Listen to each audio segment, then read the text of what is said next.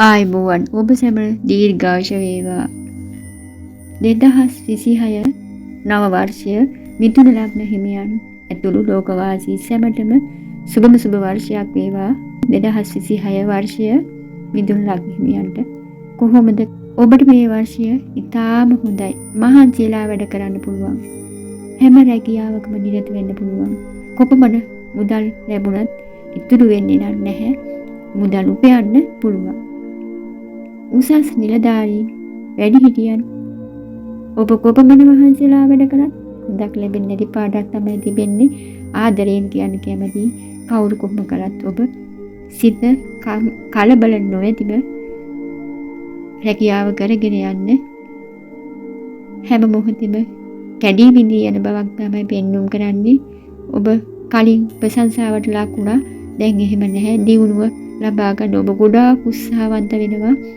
මුදලක් අතට ලබා ගන්නට ඕනේ කියලා තමන්ගේ දියුණුව තකා ඔබට ඒක ඉෂ්ට කරගන්න අමාරුයි. ඉතින් හිමින් සීරුවේ තමයි ඔබගේ දියුණුව ඇති වෙන්නේ.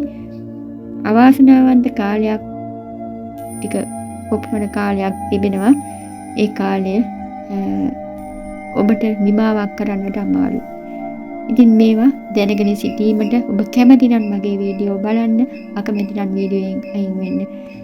එසේ නොමැති නම් අවසාන තෙක් බලා ඉන්න. ඔබට මේවාට උදව්වක් කරනවා මම. වීඩියෝ අවසානයේදී ඔබටත් දෙන්න පූජාවක් එක කරලා බලන්න. ඔබ උපයන ධනය නිකුණුනේ වියදම් වීමට පුරුවන් පළක් නැති දේවල් වලට තමයි ඔබ වියදම් කරන්නේ. ඒවා ඔබ ක්‍රමානුකූල කරගන්න කරදර හිරිහැර ඇති වෙනවා. මුදල් අතේ නාස්තියකුත් ඇති වෙනවා. ඒ නිසා මුදල් පරිහරණය කරද්දී ඉතා බොහෝම පරිස්සමෙන් පරිහරණය කරන්න. පිටස්තර අයට මුදල් ඉල්ලුවට ණයට එහෙම ඔබ දෙන්න යන්න එපා. ඒවා නොලැබී යන්නට ඉඩකඩ තිබෙනවා. ඔබ රවටා ගන්න අය බොහෝ ඉන්නවා. ඒ රැවටීම් වලට ඔබ ලක්වන්නට එපා. තරමක් ඔබ ළඟ තිබුණු යහපත් ගතිගුණ තරමක් අයින් වෙන බවක් පෙන්වුම් කරනවා. ඒක ඉච්චර හොඳ මදි කියලා කියන්න කැමති. ඔබට රහස් සතුරු ඇති වෙන්නට ඉඩකඩ තිබෙනවා. ඒ නිසා ප්‍රවේශයෙන් කාලය ගත කරන්න කියන කරන වැඩ කටයුතු නිමා වෙන්නට පුළුවන්. ඒවා ඔබට එපා වීමක් සිදු වෙනවා. බලාපොරොත්තු ඔබගේ සඵල කර ගැනීමට අධික ලෙස මහන්සි වෙනවා. නමුත් ඒක සඵල වන්නේ නැහැ. වැඩිහිටියන්ගෙන් ඔබට කරදර හිරිහැර ඇති වෙනවා. ආගමට ධර්මයට ඔබ වැඩි විශ්වාසයක් පවත්වන්නෙත් නැහැ. මේ කාලය තුළ ඔබට හිතේ ගැටුම් සහගත තැන් තමයි වැඩියෙන් තිබෙන්නේ. තමන් අධික ලෙස මහන්සි වී කටයුතු කරනවා මුදල් උපයා ගන්න. ඒක ලැබෙන්නේ නැහැ. ආගමට ඔබ අඩු වෙනවා කියලා කිව්වා. ඒක විශ්වාසයෙන් යුතුව කරගෙන යන්න.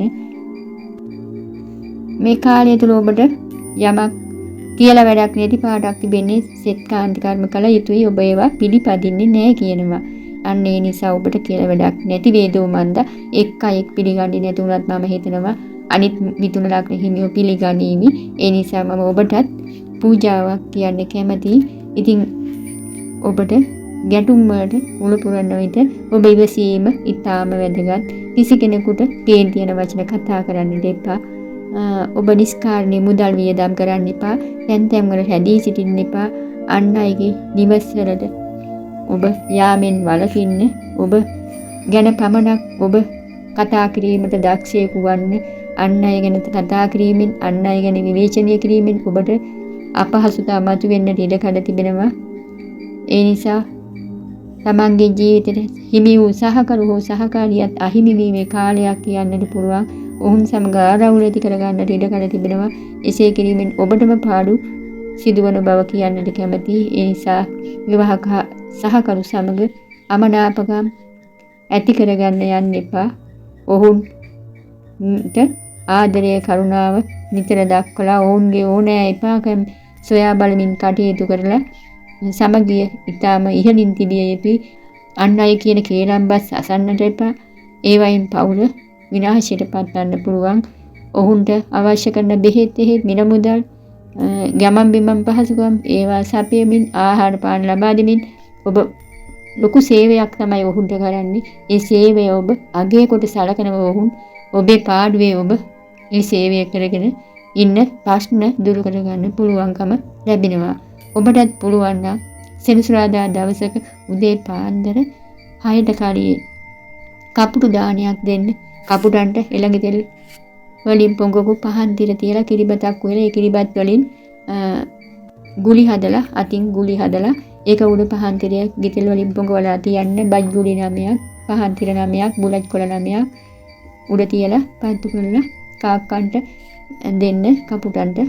ඒක ඉතාම හොඳයි. ඔබට සෙනසුරු අපල බලපාන කාලයක් කියලා කියන්නට පුළුවන්. ඒ නිසා ඒ අපල වලින් මිදෙන්නට පුළුවන් ඔබට කාලය තුල. නිල් පාට රෙදි දන් දීමෙන් ඒ අපලේ මඟ හරවා ගන්නට පුළුවන්. අනුදුරුදායක තත්ත්වයක් උදාවන නිසා ඔබට මා කියන්න කැමතියි ඔබ රතු කහ නිල් වයින් පාට වර්ග ඇඳීමට ඉතා ප්‍රිය කරන්න. ඒ වයින් අපල මඟ හෙළී යනවා. හැඟීම් බර වූ කාලයක් කියලා කියන්නට පුළුවන්. ඒවා අඩු කරගෙන සමගියෙන් කාලය ගත කරන්න. ඔබට ඕනෑ කියන දේම අන් අයටත් ලබා ගන්න ඕනි. ඒ නිසා තමන් ගැන සිතමු වගේම සමගිය ඇතිවන්නේ එහෙම සොයා බැලීම නිසා. ඒ නිසා ඉසි කිරීමෙන් සමගිය ඇති කරගන්න පුළුවන්.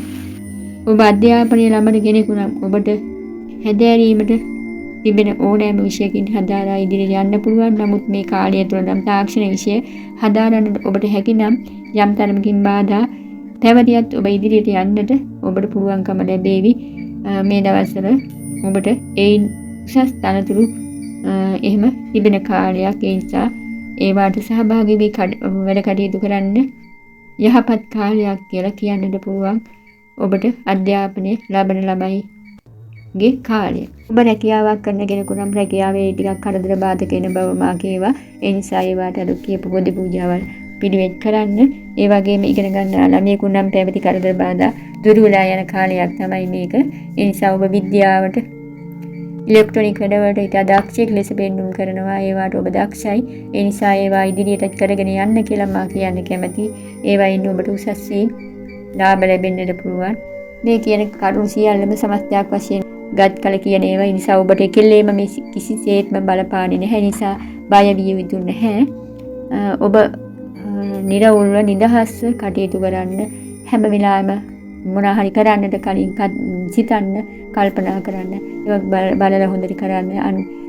විශේෂයෙන් කෑම බීම වලින් ප්‍රවේශම් වන්න කියලා කියන්නට කැමතියි.